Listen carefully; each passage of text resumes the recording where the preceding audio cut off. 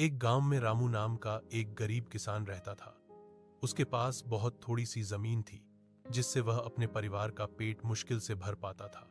उसके कपड़े फटे हुए थे, पैर में चप्पल नहीं थी, लेकिन दिल में उम्मीद की कोई कमी नहीं थी। एक दिन रामू सुबह सुबह अपने खेत में हल चला रहा था।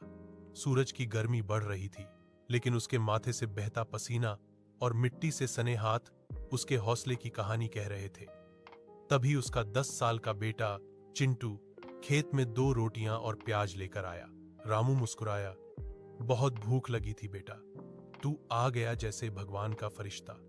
चिंटू बोला, बाबा एक बात पूछूं? पूछ बेटा। आप दिन भर इतनी मेहनत करते हो, फिर भी हमारे घर में कभी भरपेट खाना नहीं होता, अच्छे कपड़े नहीं होते। क्या भगवान हमें भूल गए हैं? रामू ने कुछ देर सोचा, फिर बोला, नहीं बेटा, भगवान कभी किसी को नहीं भूलते।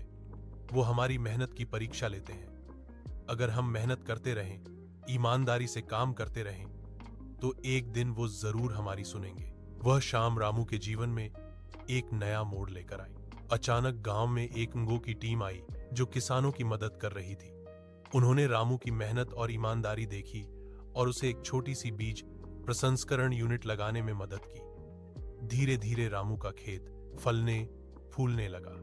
अगले कुछ सालों में वह इतना सक्षम हो गया कि गांव के दूसरे किसानों को भी काम देने लगा। एक दिन वही चिंटू, अब बड़ा हो चुका था, अपने कॉलेज से छुट्टियों में आया और रामू से बोला, बाबा आपकी वो बात याद है कि भगवान हमारी मेहनत की परीक्षा लेते हैं?